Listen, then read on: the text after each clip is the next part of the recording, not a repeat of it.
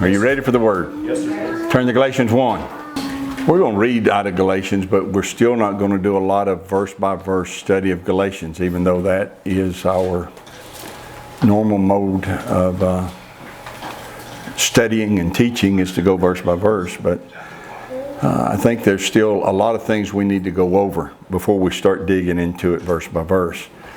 I was reflecting on the way here this morning about the days of high school and playing football. And do you know how many hours and hours and hours you'd spend before a coach would ever let you touch a football doing other things?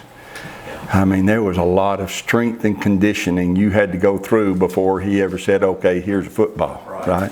A lot of conditioning you had to go through.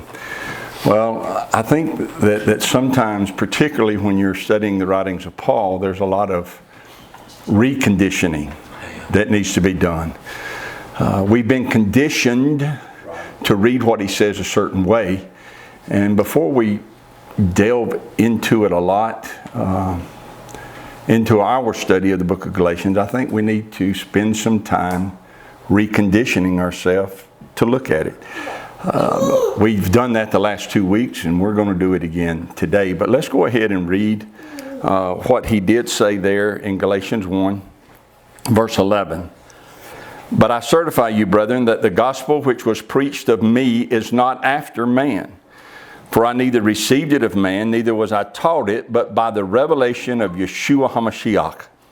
For you have heard of my conversation in times past in the Jews' religion, how that beyond measure I persecuted the assembly of Yahweh and wasted it. The ecclesia is assembly, or the called out ones, the ecclesia of Yahweh, and wasted it, and profited in the Jews' religion. He mentions that the second time.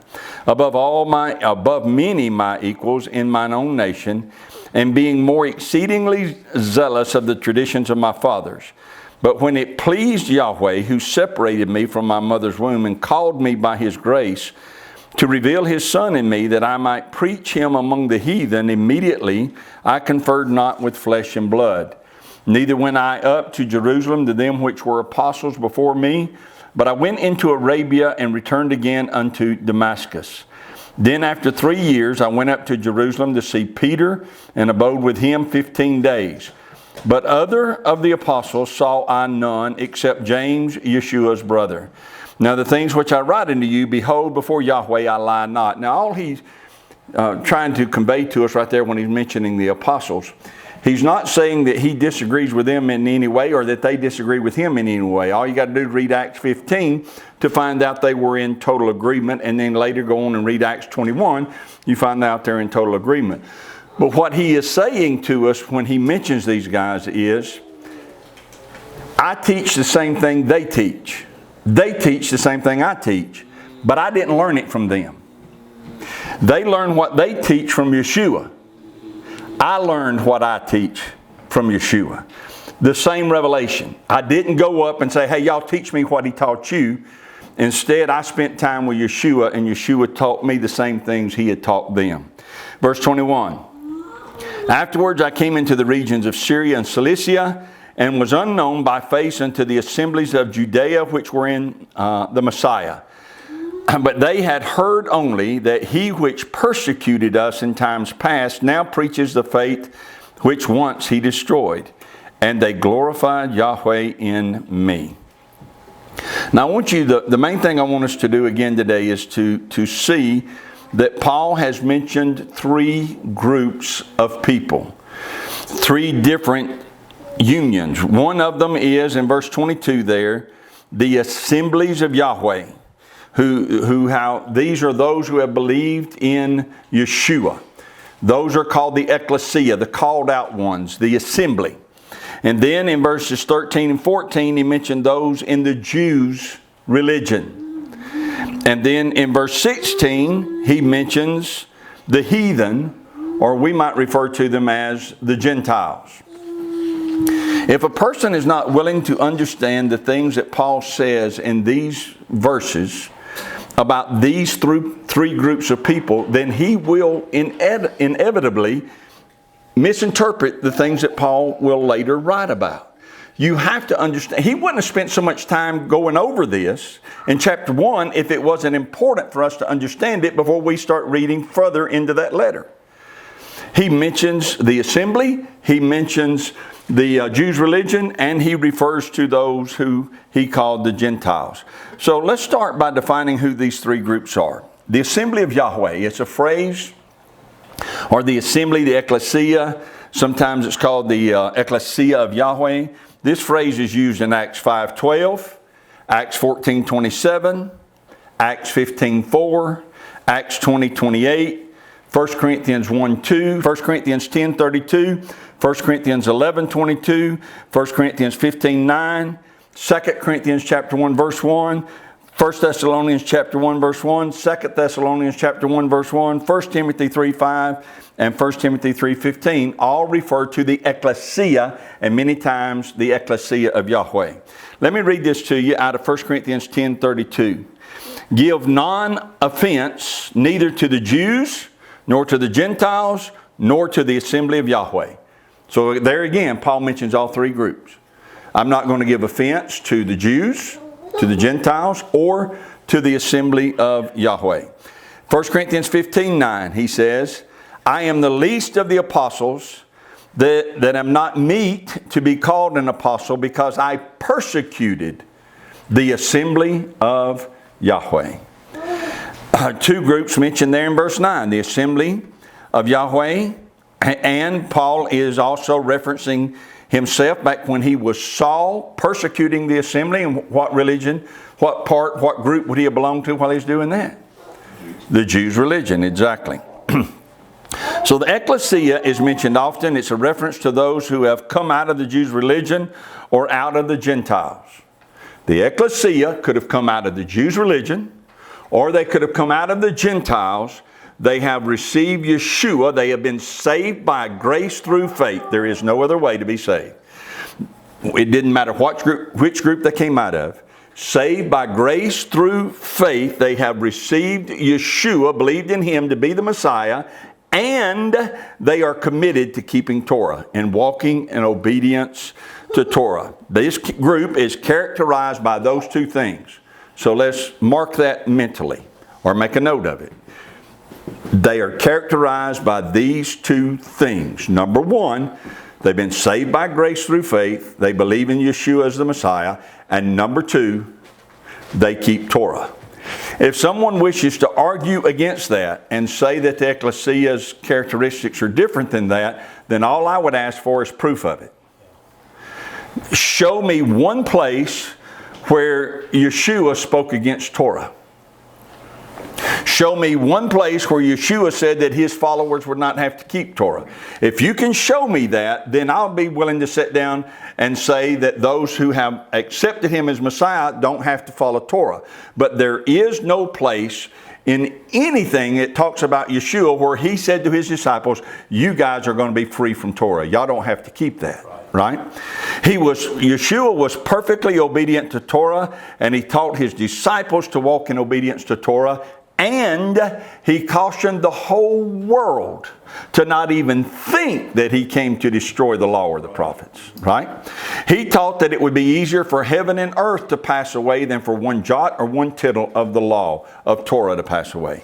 He taught that obedience to Torah was not to be just an outward act, but He said that obedience to Torah should be demonstrated in an inward compliance to Torah. You know what I mean by that? He wasn't satisfied for His disciples just to outwardly do Torah. He wanted there to be an inward change that took place that made them on the inside want to comply to Torah. In other words, in Matthew 5, He said, yes, Torah tells you not to murder, and Torah tells you not to commit adultery, but that's not enough, He said. The fact that you could stand before me and say, okay, I've never murdered and I've never committed adultery, He said, that's not enough. I need a commitment to Torah. I need a change in you that is so great that you won't even tolerate lust and you won't even tolerate hatred in your heart.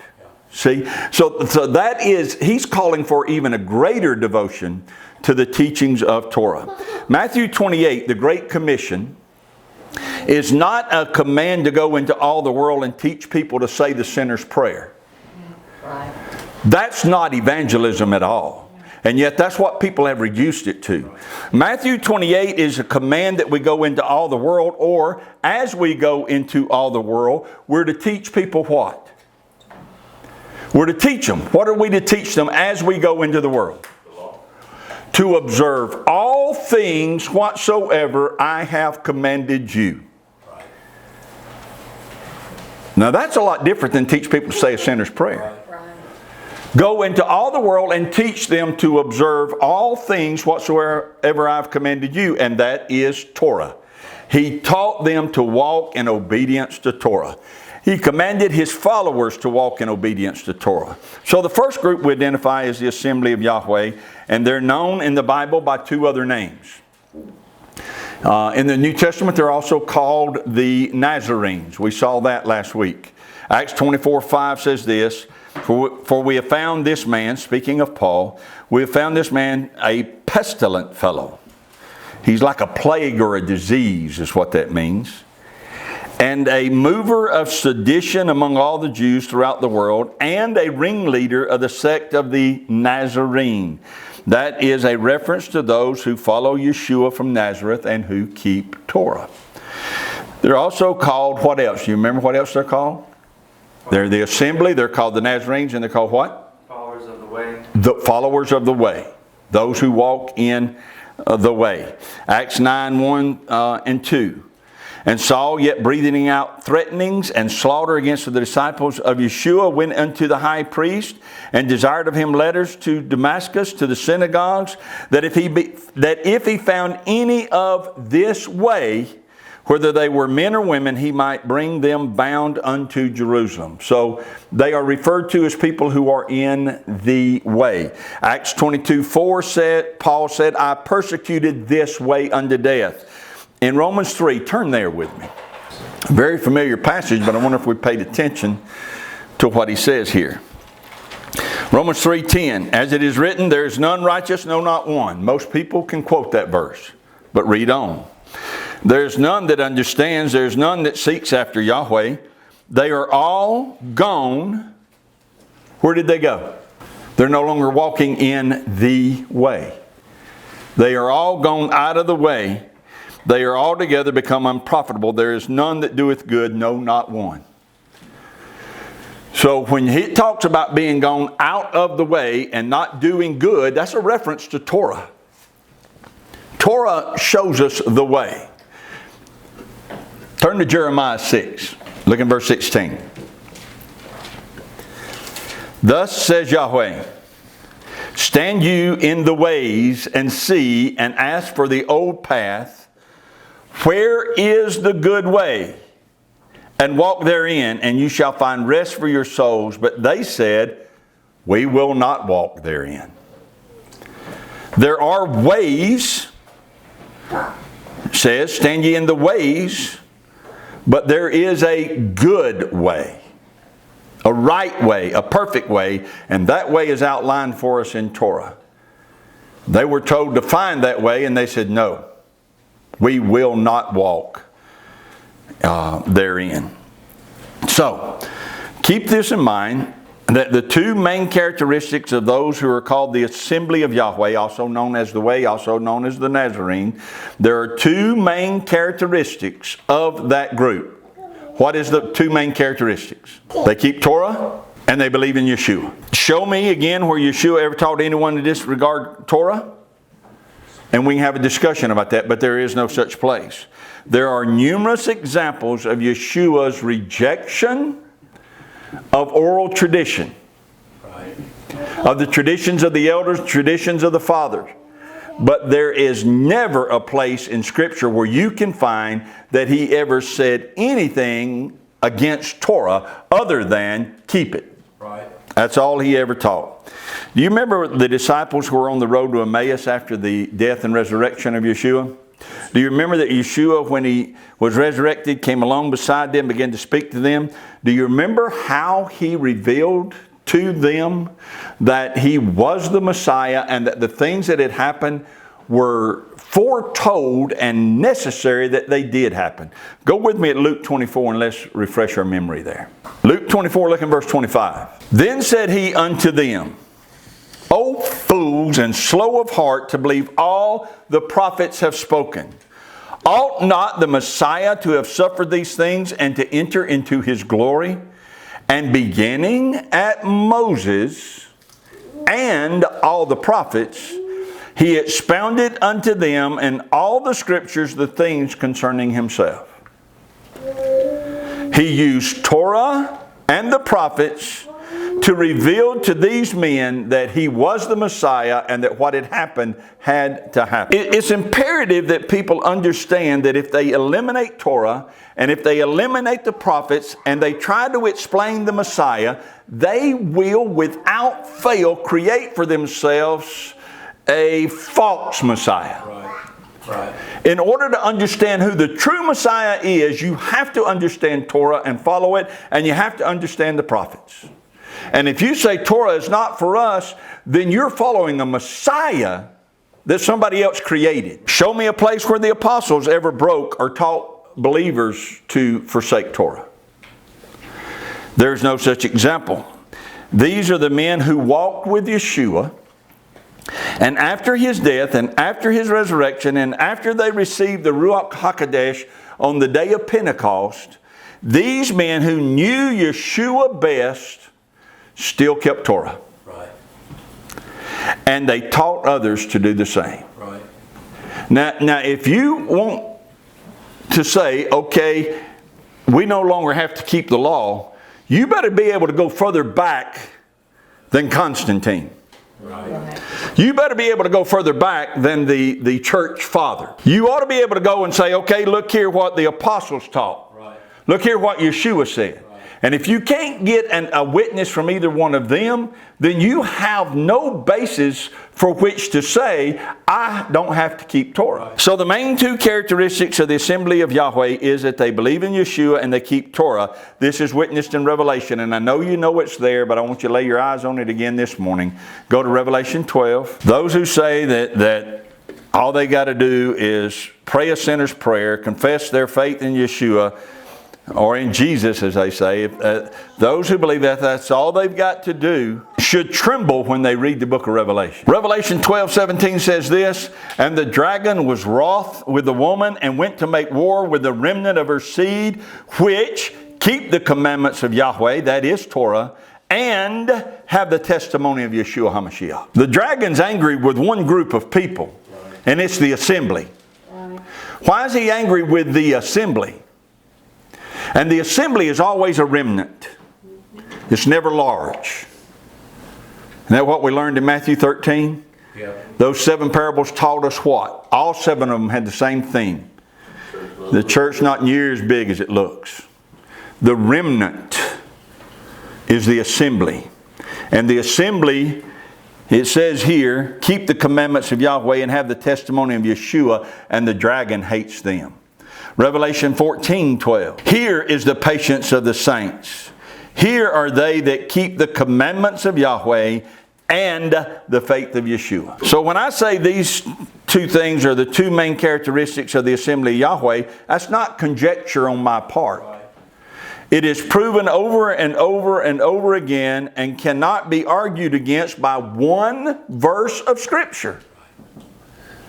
The characteristics of the remnant, the characteristics of the true followers of Yahweh, the true worshipers of Yahweh and the followers of Yeshua, the two main characteristics of them is they believe that Yeshua is the Messiah and they keep the commandment. The second group is the Jews' religion. I'm not going to spend a lot of time here today, since we have already spent considerable time in Mark 7 explaining the Jews' religion. In Mark 7, Yeshua exposes the Jews' religion so that we could see them for who they are and identify them readily. Because people got this, it's the way I grew up.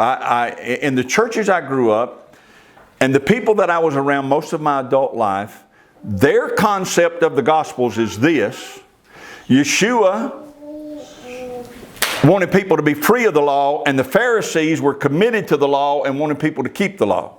And that the conflict was that they emphasized the law too much, and Yeshua emphasized love. Is that not right? Yeah, I mean, that's what we're taught.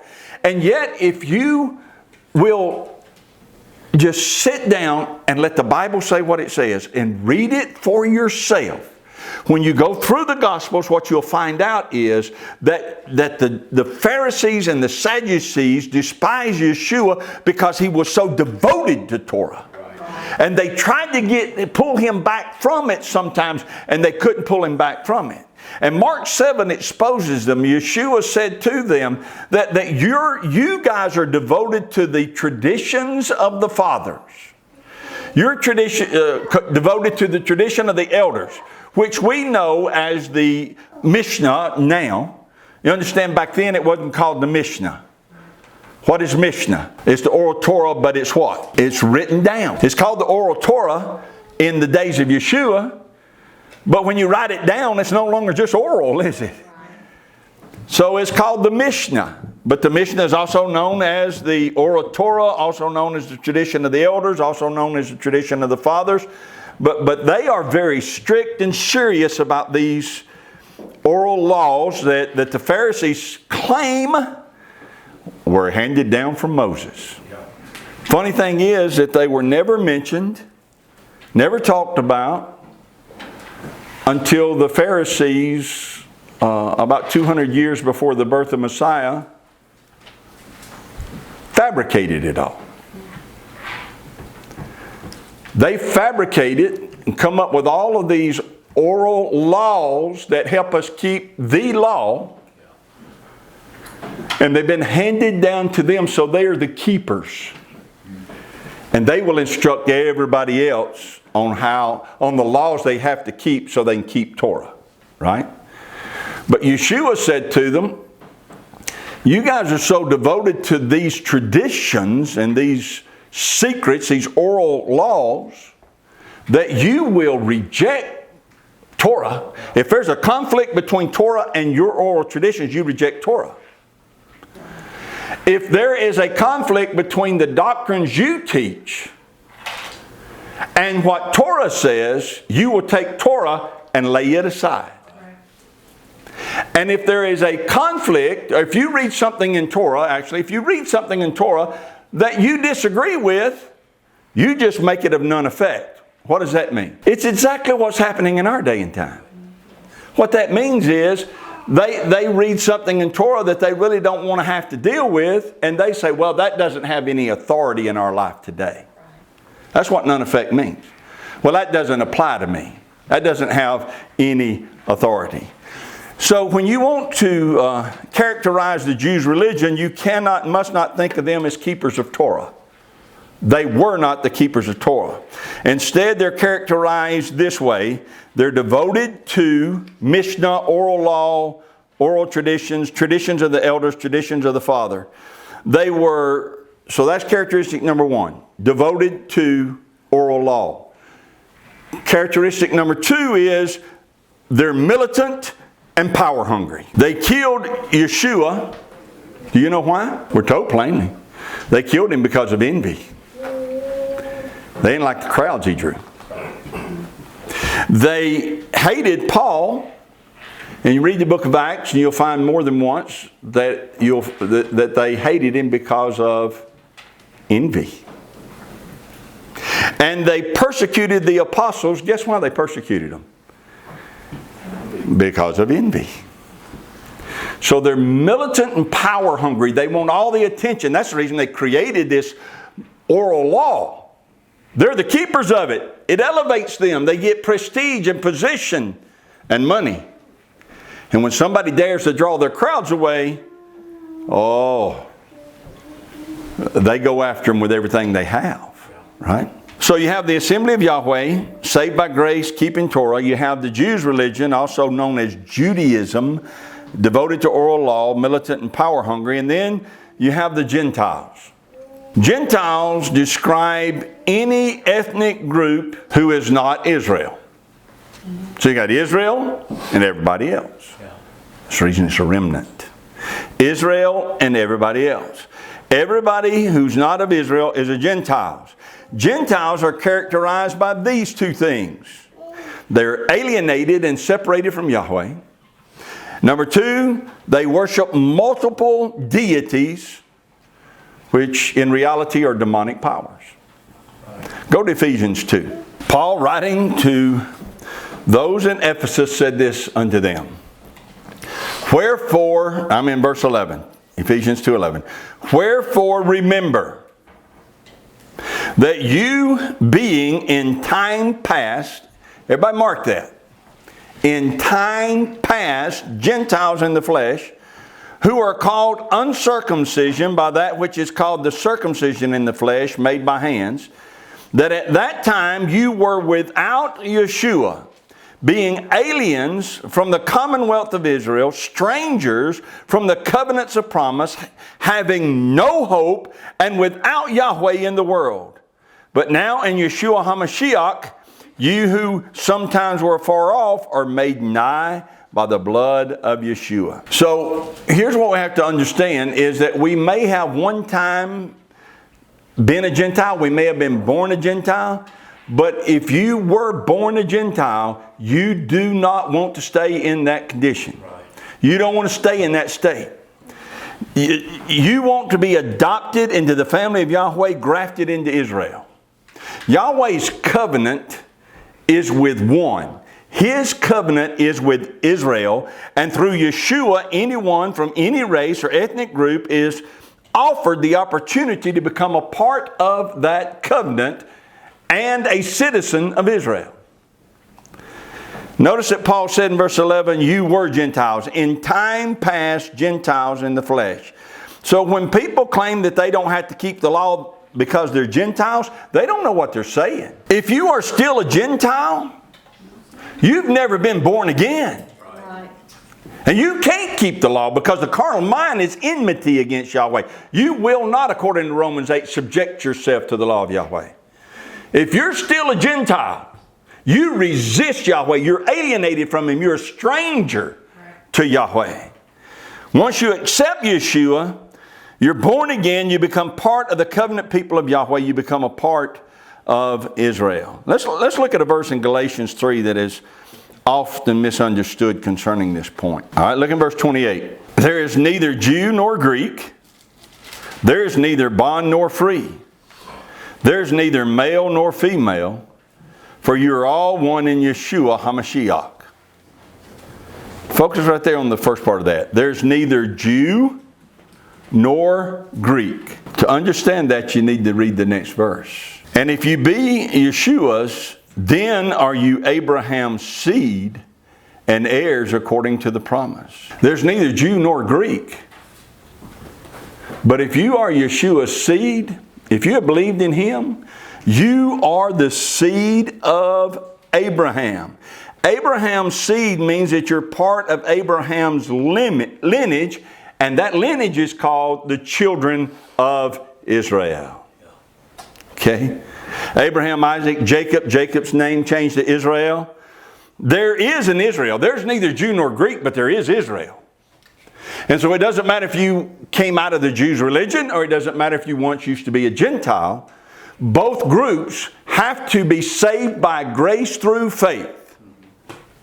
And when they're saved by grace through faith, they are adopted into the children of Israel. So the Gentiles are those who have not received Yeshua and who worship multiple Elohims, which are actually demon spirits. So that's the two main characteristics of them. They're alienated from Yahweh, and they worship multiple deities who are demon spirits. So when you read the writings of Paul, you have to understand what he's fighting against and who all is fighting against him. And I know it's simple, but it helps me when I write it out to understand it.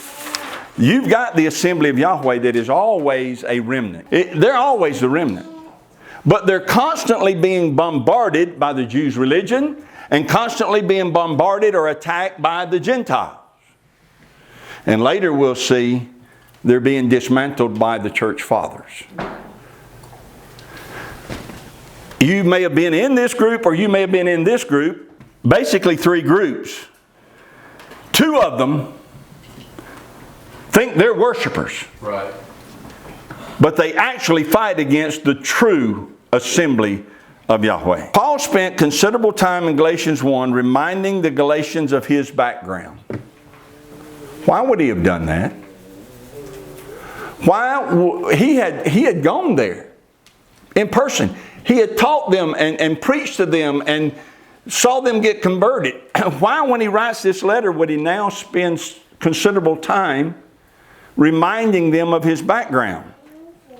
He's doing it because the Galatians are being bombarded and attacked by two forces. What two forces are they being attacked by?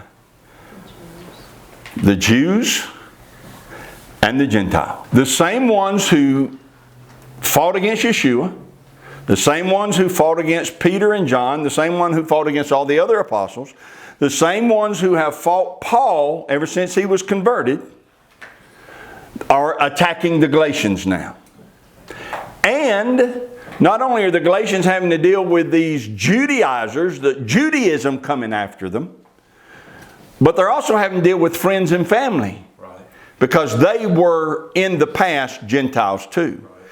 And the friends and family who are still worshiping these demons that they think are gods are not real happy with their parents or their sons or their brothers or their sisters or co-workers who have now pulled away from these pagan religions and have devoted themselves to walk in Torah and to follow Yeshua. Paul will remind the Galatians in this letter that there is nothing in the teaching of these Jews, nothing in the teaching of these Jews that will benefit them in any way. He is saying, I know that because I was one of them. And if there was anything there worth bringing to you, I would have brought it to you. But what did he say to the Philippians? I took all of that stuff, looked at it, and counted it as a pile of manure. Just dung. Set it aside that I might know Yeshua. So there's nothing that they have that would benefit you. If it would, I was there, I would have told you. And then the second thing he reminds them of in this letter is that none, and he'll go over it I think in Galatians 2, that none of your friends and none of your family died for you. They got no right to tell you how to live. Yeshua died for you. And if they're not happy with what you're doing, so be it. Yeshua died for you and you ought to do as he concludes or as he has stated. Now let me close by showing you how Paul had to face these two opposing groups throughout his ministry. Well, not just Paul. We have evidence, as we said, that Yeshua and all who followed him are opposed by these two groups. Who had Yeshua killed? The Jews. The religion of the Jews' religion, the leadership had Yeshua killed. Who killed Yeshua? The Gentiles killed him. The Jews are held responsible, but the Gentiles killed him. See how these two groups are continually working? Who arrested Peter and John after the healing of the man that was born lame in Acts chapter 4? The Jews. And then go and read Acts 5 and you'll see that it was the leadership of the Jews' religion who goes and has all the apostles arrested and thrown in prison. Now, they've got them arrested and thrown in prison. They're going to break them of teaching in the name of Yeshua, except for an angel lets them out. An angel says, you guys go on over to the temple and start preaching. And so they head to the temple and they start preaching. And the next morning, the leadership of the Jews' religion gets together. They're ready to beat these guys and tell them what for. Except they go down to get them out of prison. They're not there anymore.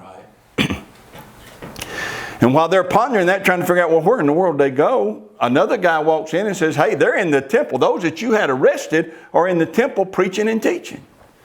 And so they go to the temple and politely ask them if they would come. Because they feared the people. They knew if they drug them out of there, they might get killed.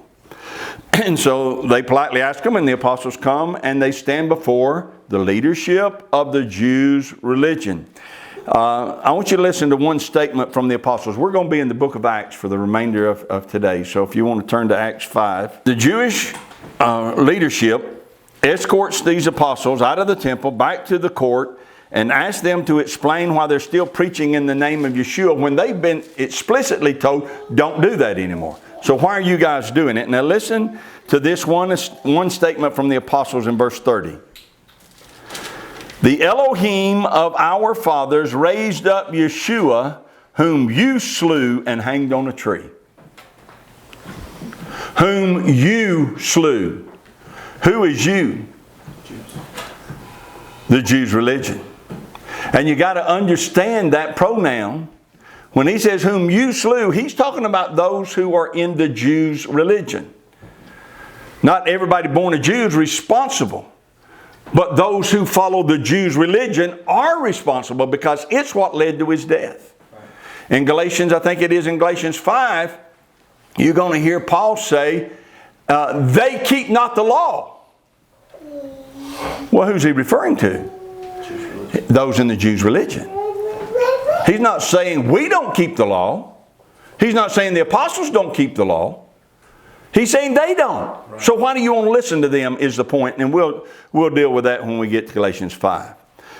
Read on in Acts, and you will see that these are also the very ones who arrested Stephen and stoned him to death. In Acts chapter 6, Acts chapter 7, it's the Jews' religion that went after Stephen.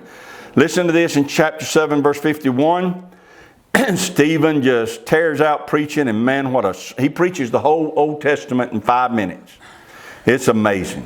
He does an outstanding job. Maybe 7 minutes, but he does a remarkable job under the anointing of the Ruach HaKodesh, preaching. And he said this to them in verse 51. You stiff-necked and uncircumcised in heart and ears, you do always resist the Ruach HaKodesh as your fathers did, so do you. Which of the prophets have not your fathers persecuted? And they have slain them which showed before of the coming of the just one, of whom you have been now the betrayers and murderers, who have received the law by the dispensation of angels and have not kept it. So he says to those of the Jews' religion, even though it was prophesied that he was coming, and the prophecies would reveal to you who he was and what he's going to be like, your fathers killed the prophets that were trying to tell you that. And now that just one has come, and you killed him. Hanged him on a tree. You're murderers, and you betrayed him and murdered him. That didn't go over well. But notice verse 53. That they do not keep Torah.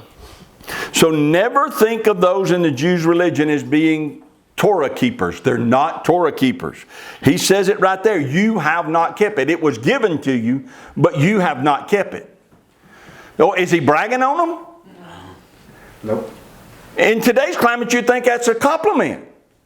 Right. He's not bragging on them. He's criticizing them. Right. Torah was given to you, and you wouldn't keep it. Now it says there by the disposition of angels. That word disposition means to be arranged by. What is the actual meaning of the word angels or angelos? Messenger. A messenger. This was arranged for you by a messenger. Actually, I think he's making a reference here to Moses, that Moses was the messenger who arranged for you. Yahweh arranged it, gave it to Moses, and Moses is the messenger, dispensed to you Yahweh's instruction, and you wouldn't keep it. Okay? It was a gift that should have been kept, but you didn't keep it. Then when you get to Acts chapter 9, you find that the Jews are there trying to kill Paul. Verse 22 of Acts 9. But Saul increased the more in strength and confounded the Jews which dwelt in Damascus, proving that this is very Messiah. And after that many days were fulfilled, the Jews took counsel to kill him. So he could prove it. Didn't matter if he could prove it with Scripture. It went against what they believed. Let me say that again. It didn't matter that he could take the Scripture and prove that what he was saying was true. Their mind was made up. Don't confuse them with the facts. It went against their doctrine. It went against what their fathers had told them. It went against what they believed. And so they rejected it and said, okay, we'll just kill you. Right. Rather than change, we'll kill you. Acts 12, we see an example not of the Jews' religion being an enemy of the assembly of Yahweh, but in Acts 12 we see an example of the Gentiles. Acts 12:1. Now about that time Herod the king stretched forth his hands to vex certain of the assembly. And he killed James, the brother of John, with a sword. And because he saw that it pleased the Jews, he proceeded further to take Peter also. Then were the days of unleavened bread. The Gentiles and the religion of the Jews religion, the Judaizers, the Gentiles and Judaizers had the same enemy. It was the assembly. So Herod the king kills John and said, hey, that went over pretty good. Or excuse me, killed James. That went over pretty good. I think I'll kill Peter too. Right? And why did he want to do that? He wanted to do it because it pleased the Jews. All right? In Acts 13, Paul's having great success in the region of Pisidia. So the Jews' religion sent a delegation down there who stirred up the devout women. And the chief men of the city. And Paul and Barnabas get persecuted and run out of town. In Acts 14, this is a great example of what Paul and the other apostles faced. So I want to read it. Acts 14, look in verse 5. But the multitude of the city was divided. Part held with the Jews and part with the apostles. Part held with the Jews. What does that mean? Are these the keepers of Torah? No. These are the keepers of the oral law. So part held with the Jews. Part held with the apostles. Who would the apostles be? What group would they be a part of? The assembly of Yahweh. Okay? Verse 5. And when there was an assault made both of the Gentiles and also of the Jews with their rulers, to use them despitefully and to stone them, and it goes on to say, they had to leave town. But notice that our diagram proves right again. The Jews and the Gentiles get stirred up and run the leader of the assembly out of town. Okay, you see that? Attacked by both groups. Later in Acts 14, Paul speaks healing to a man who was impotent in his feet. They're in the town of Lystra. Brings a lot of attention. The Gentiles in Lystra actually are so impressed by what had happened.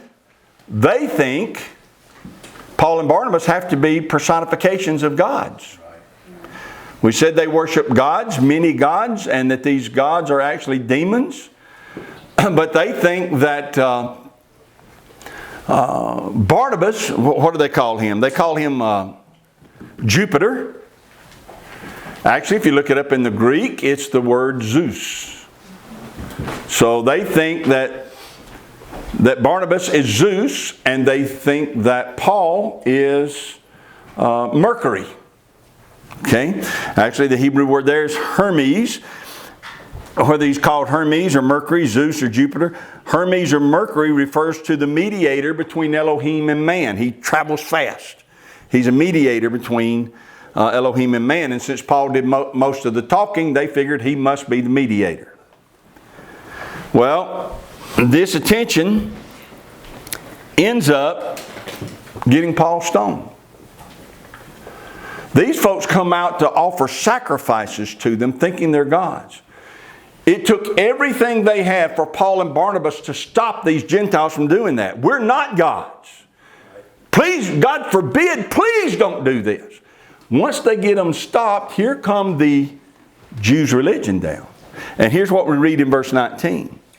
And there came there certain Jews from Antioch and Iconium who persuaded the people, and having stoned Paul, drew him out of the city, supposing he had been dead. So the Jews persuaded the Gentiles, who once, just moments before, thought Paul and Barnabas had to be gods. The Jews come down and persuade them they're not gods, they're evil. And so the Jews and the Gentiles stoned him to what they thought and supposed was death. Drug him out of the city, threw him on a garbage heap, because they thought he was dead and meant for him to be dead. We get our feelings hurt if somebody disagrees with us. Right. True. We get our feelings hurt if somebody unfriends us or something, you know. They have, we're in Acts 14, they have run Paul out of every city he was in. They beat him, they've arrested him, and now they stone him to death, or what they thought was death. Right. There's some interesting discussion as to what could have taken place there. Throw him on a garbage heap, and the disciples are standing around looking at him because they think he's dead too. And then he gets up and says, well, let's go to the next city and preach. Now folks, when people hit you with rocks hard enough, long enough for you to be considered dead, there's going to be some aches and pains related to that. There was no quitting this man. You couldn't make him tap out. Right. That's impressive. The point here, however, is the Jews and the Gentiles. The Jews' religion and the Gentiles are his enemies. Acts 15 is a story of how certain men came to interfere with the ministry of Paul by saying that if somebody was going to be saved, it wasn't enough to confess Yeshua, that they also had to be circumcised. That there was no salvation until you got circumcised. You could believe in Him and dedicate yourself to following Him, but you're not really saved till you get circumcised. And this led to a big conference down in Jerusalem. And Peter said, well, that's a lie. There's no way that's true, because I can testify to you what happened in Cornelius' house with Cornelius and all his family. They all dedicated themselves to Yeshua and were baptized in the Holy Spirit. None of them were circumcised. Right. And James testified and said, well, this can't be true that you have to be circumcised to be saved, because even the prophets testify of the Gentiles coming in. And it doesn't say anything about them having to be circumcised. So that whole situation gets handled in Acts 15. In Acts 16, Paul goes to Philippi. A girl there who made men rich by fortune telling, had a demon cast out of her.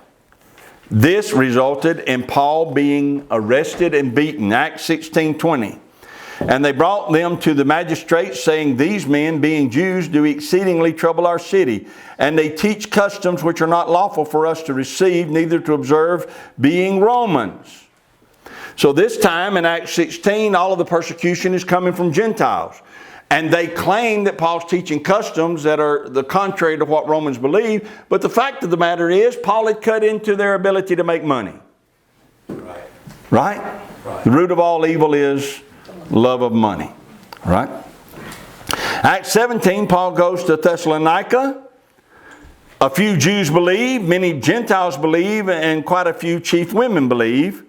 But this angers those in the Jews' religion. Verse 5. But the Jews which believed not, moved with envy, there it is,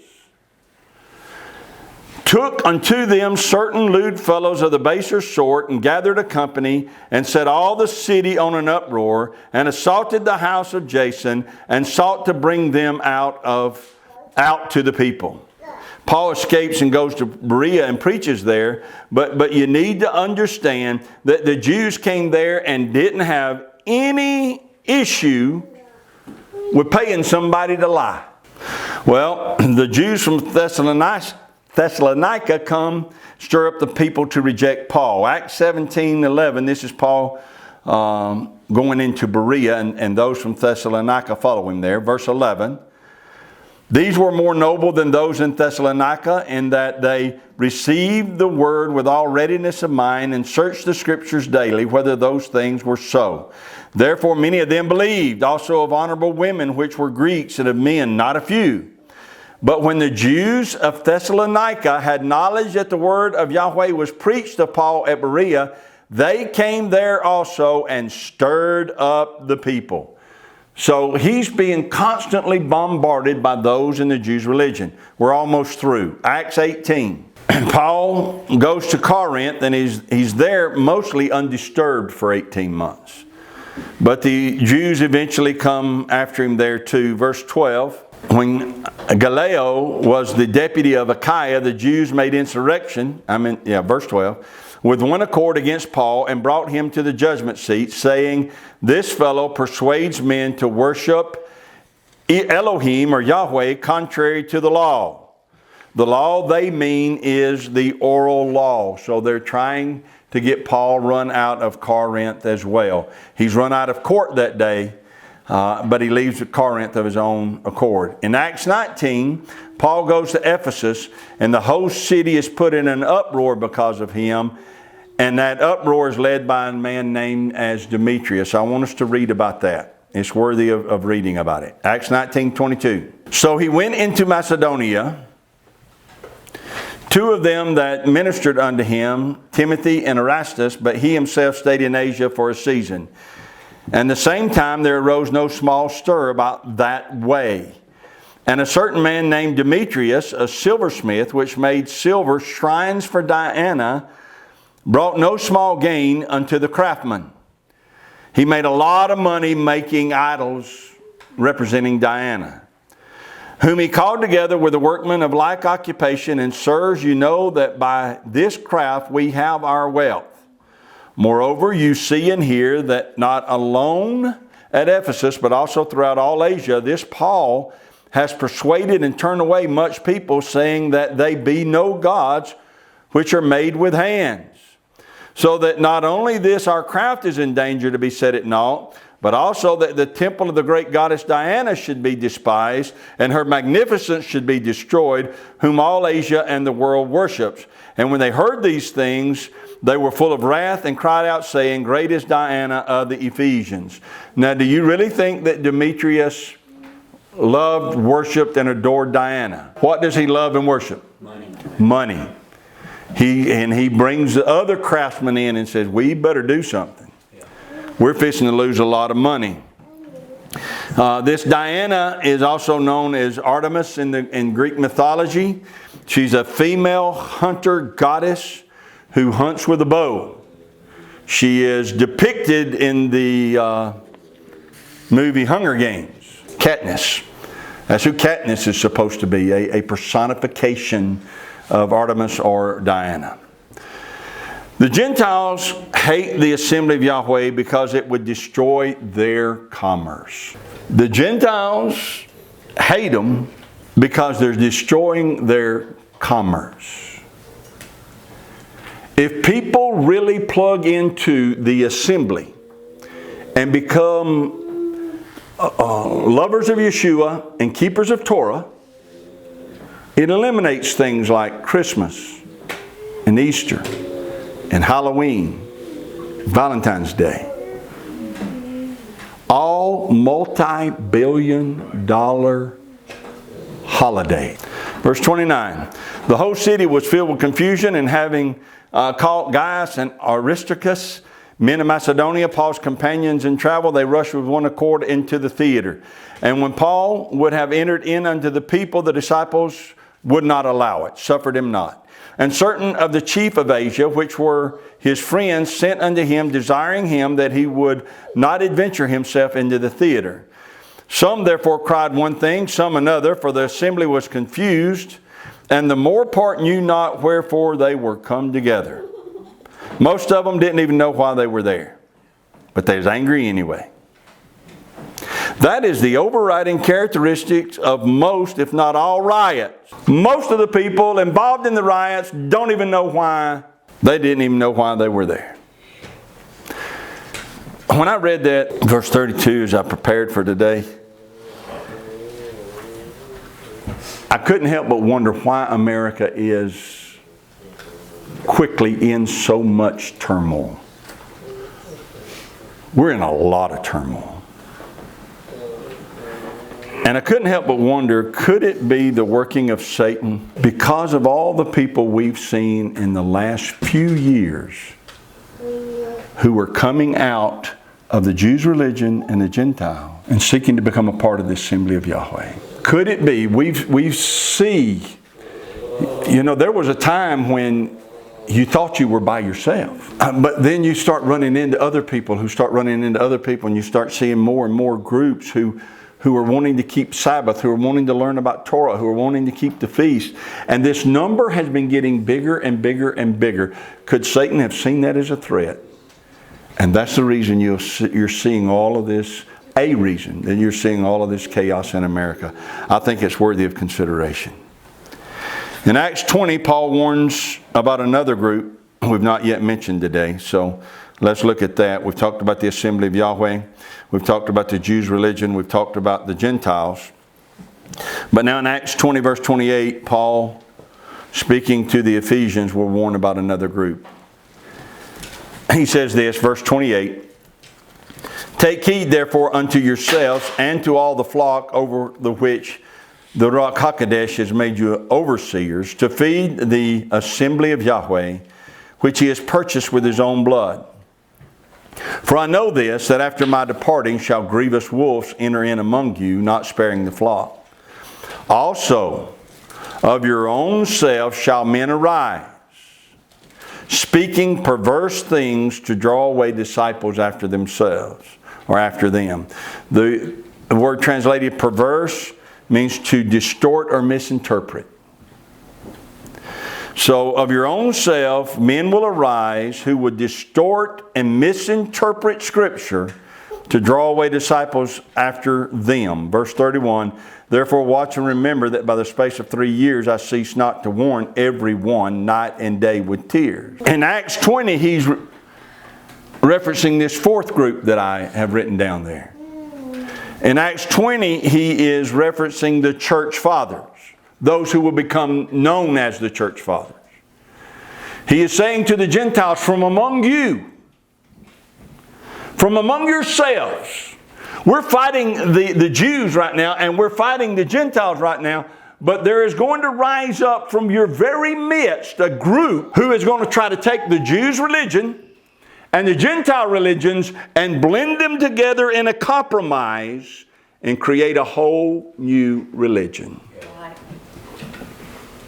They will distort and misinterpret Scripture to form this. And this melding, this convergence of these two religions together would be solidified by the time you get to Constantine. Constantine and the papacy helped take and blend these things together. All religions of the Gentiles and the Jews' religion all blended together to form a whole new religion.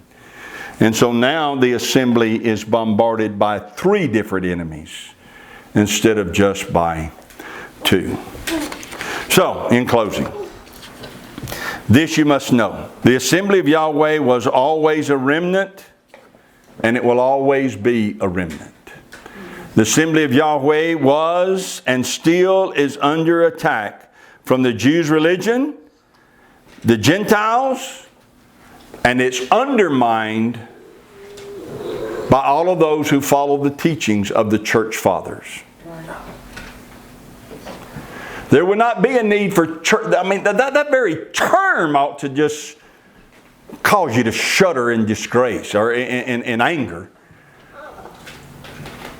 The church, the assembly of Yahweh, was established by Yahweh through Yeshua and the apostles.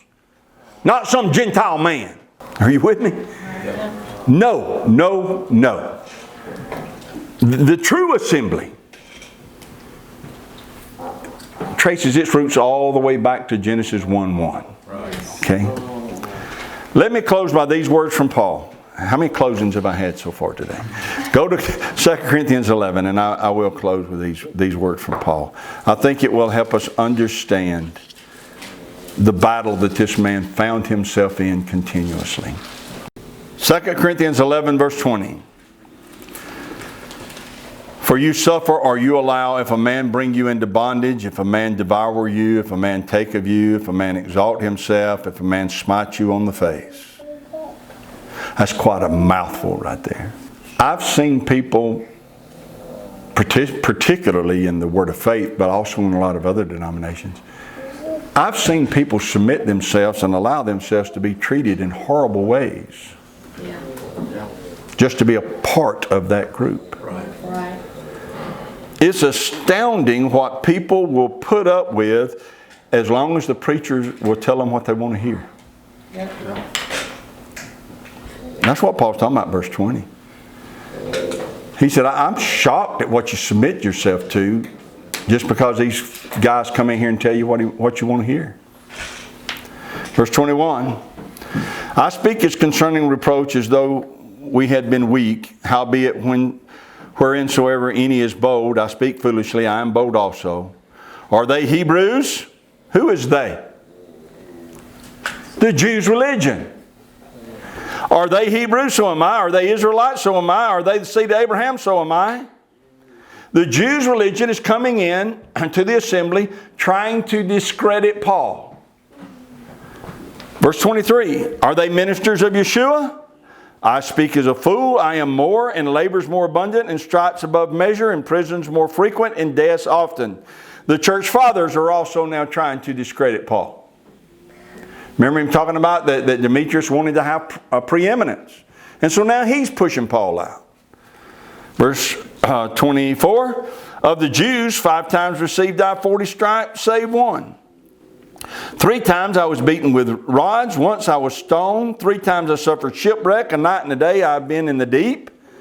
In journeyings often, in perils of water, in perils of robbers, in perils by my own countrymen, in perils by the heathen, that's the Gentiles, in perils in the city, in perils in the wilderness, in perils in the sea, in perils among false brethren, in weariness and painfulness, and watchings often, in hunger and thirst, and fasting often, in cold and nakedness.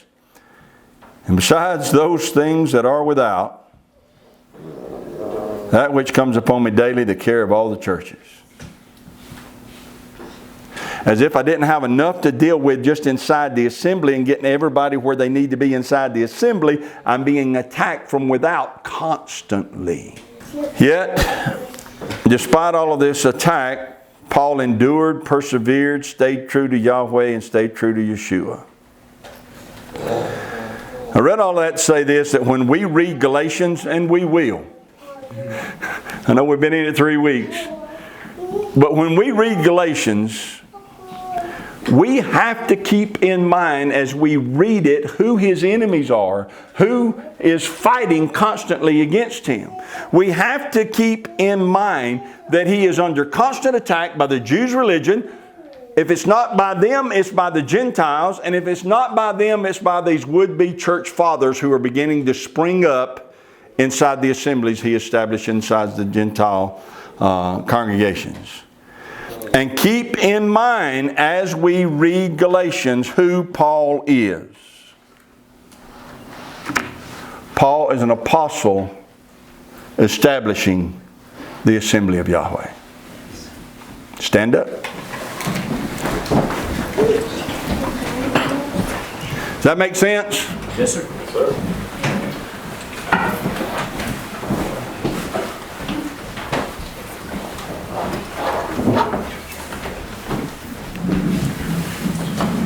I know I've said it over and over and over again, but it's because it's so important. If you read Galatians and you don't understand who is attacking him, then you don't understand what he's resisting. It's not keepers of Torah that are attacking him. It's the keepers of our oral law or worshipers of demons that are attacking him. And that's who he is pushing back. The people that he's trying to build up in the region of Galatia, the people he's trying to build up there are people who believe in Yeshua and who keep Torah. Right. Amen. Yahweh bless you and keep you. Yahweh make his face shine upon you and be gracious to you. Yahweh lift up his countenance upon you and give you peace as his name is put upon you. so shall he bless you.